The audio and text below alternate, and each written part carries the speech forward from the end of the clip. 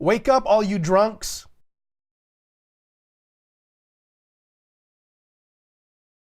Hey everybody, welcome to Equipped. I'm your host, Mario Escobedo. This channel is for you if you want to deepen your understanding of the Bible. And that could be for personal, spiritual edification, or because you have that great responsibility of teaching or sharing the Bible with others, and you want to do that effectively. So on this channel, I do Bible studies as well as teachings on how to study the Bible correctly and effectively. So if you haven't done so yet, please consider subscribing. That way you're always up to date on the new teachings as they become available.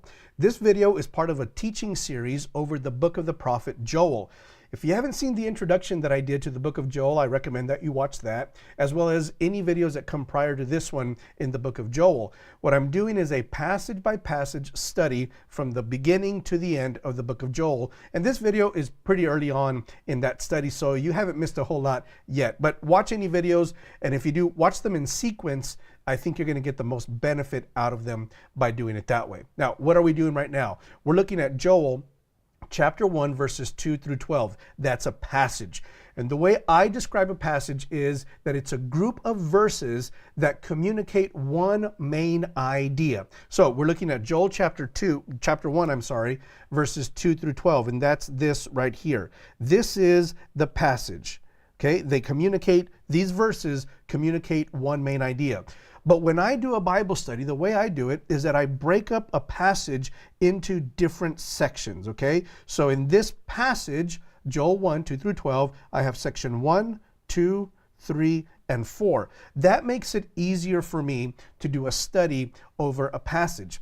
And so in this series, what I'm doing is a passage-by-passage study over the book of Joel, dividing the passages up into paragraphs or sections, and then I'll give an overview. At the end of each passage, I'll give an overview that brings everything together. So I've already done a video on this first passage up here, verses 2 through 4, this part right here. I've already done a video. If you haven't seen that one, go check it out. So this video is going to be over this section right here, verses 5, 6, and 7. So let's zoom in. And I'm going to read those verses first, and then I'm going to make some observations on this portion of Joel chapter 1, verses 2 through 12. Now here it goes.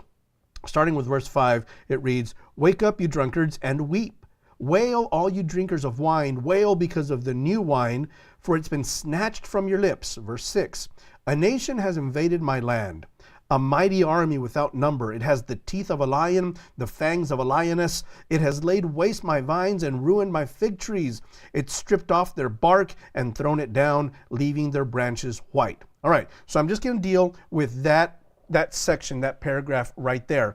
And let's look at a couple of things. Joel, first of all, calls the people to wake up. And this could be not necessarily from being asleep, but the fact that he addresses the drunkards, it could mean that he's telling them to wake up from their drunken stupor. You know, people who get drunk, I mean, they're kind of out of it. So we might even be able to translate this, or the understanding of this could be something like this: sober up. Hey, wake up. Pay attention to what's going on. And I asked myself, what's the point of Joel addressing the drunkards first? Why does he talk to the drunkards? If you read different commentaries, of course, you're going to get different opinions as to why it is that Joel addresses the drunkards. Some people say that what Joel is doing is that he's addressing those people who are self-indulgent and they're unconcerned with the things of God, and so he's addressing them. Others along that same line will say that he's singling out the people who care just nothing about God, or that anything that's happening around them, their sin doesn't alarm them. They're not alarmed by the danger that their soul is in. They're not bothered by that. And he mentions the drunkards. This is important. He mentions the drunkards. We're going to see this in just a little bit, because they would be the first ones to be affected by the devastation that Joel is describing. Now, that devastation, we see it up here in verses 2 through 4, and it's this locust invasion. And we're going to see in just a little bit why it is that these people, these drunkards, would be the first ones who would feel the devastation of this locust invasion. Well, beyond that, I want you to keep reading in verse 5. He says, "Wail, all you drinkers of wine, wail because of the new wine." There are two words here, wine and new wine. These are two different words in the original language for the word wine. This word here is the Hebrew word yayin, And this word over here, this second usage of it, I'm going to write it off to the side, is the word asis. Two different words for the word wine, and they mean two different things. Here the NIV translates asis as new wine. Other versions will translate it as sweet wine.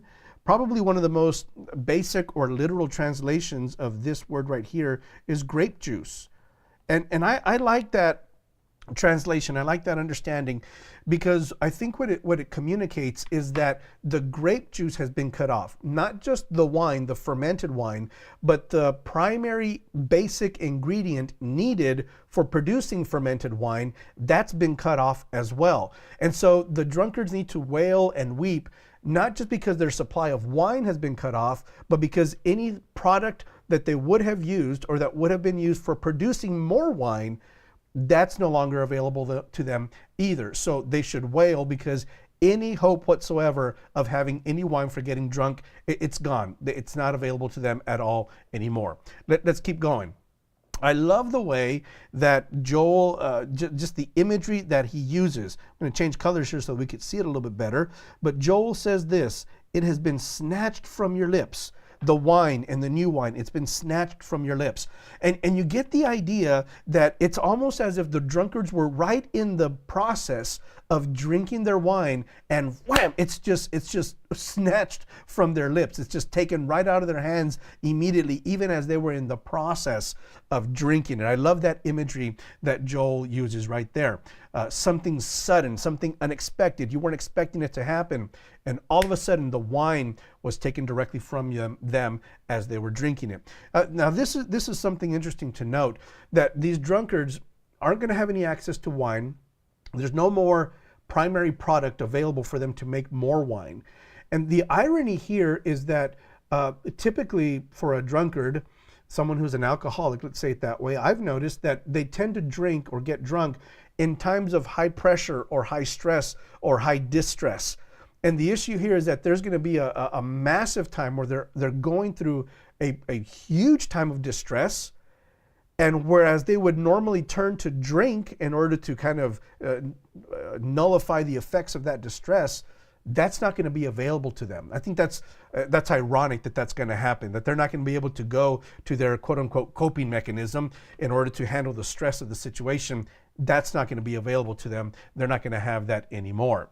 So as we keep reading, in verse 6, Joel says, "A nation has invaded my land." Now, notice how he uses the word nation, but when he uses the word nation, really, he's making a reference back to his description in verses 2 through 4 of this locust invasion that had come through the land. And interesting enough as well, he says, "My land, a mighty army without number." When he says my land, it could be either the prophet talking himself or God talking about his land. It could be either one. Now, I want you to notice here, a mighty army. The NIV translates this word a mighty army, but technically the word army is not in the original language. It's not in the original Hebrew. The word that's used there is simply a word that could mean powerful or numerous, but it doesn't technically mean the word army.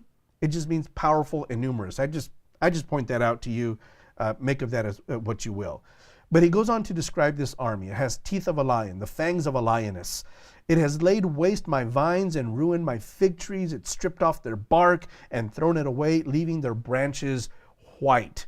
Now, I want to point out something about where Joel says the vines and the fig trees, because I think there's a dual meaning there.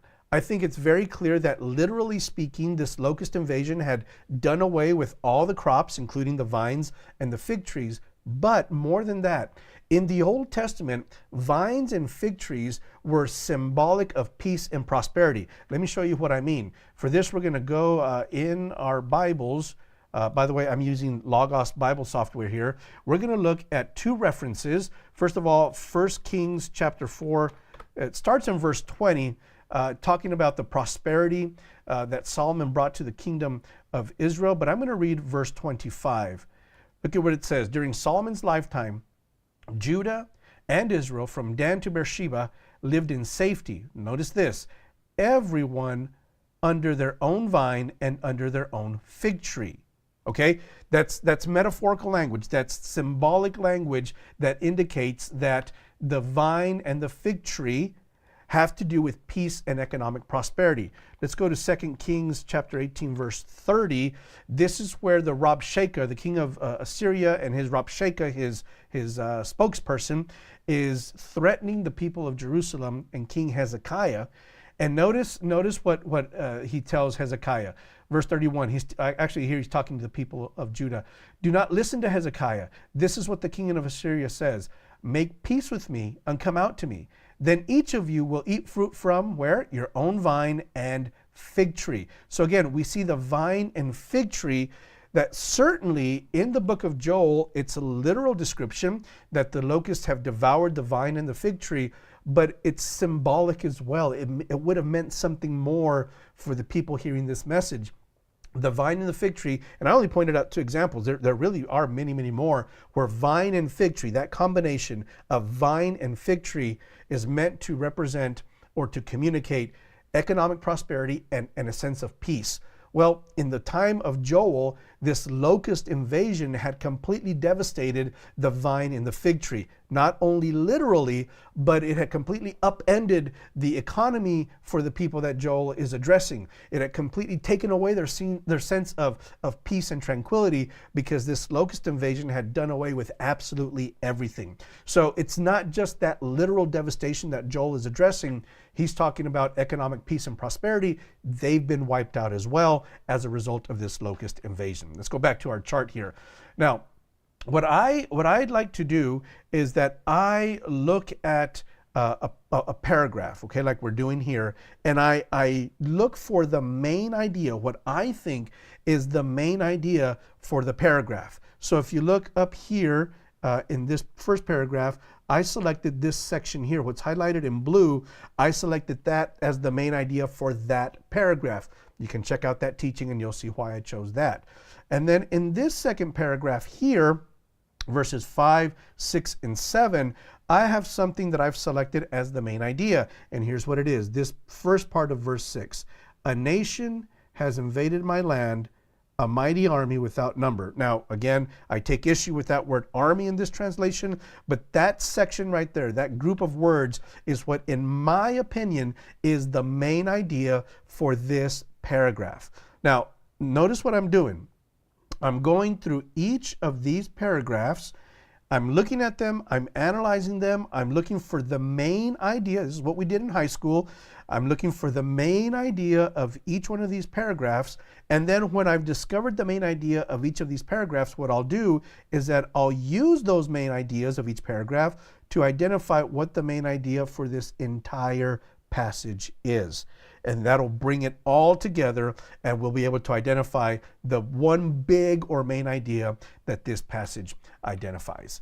All right, so that's it for this section. This is part 2 of 5 of Joel chapter 1, verses 2 through 12. Right now, on the screen, you can go to the next video in this series. If it's not available yet, then click on that screen anyway, because it'll take you to another teaching on this channel. And again, if you haven't done so yet, consider subscribing. That way you're always up to date on the newest teachings. Thank you very much for joining me. God bless.